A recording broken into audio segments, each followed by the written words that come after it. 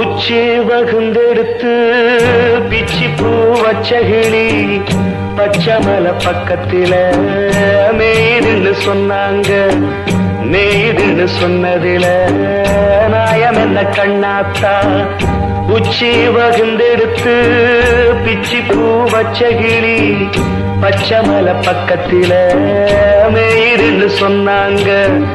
மேய்துன்னு சொன்னதில நாயம் என்ன கண்ணாத்தா?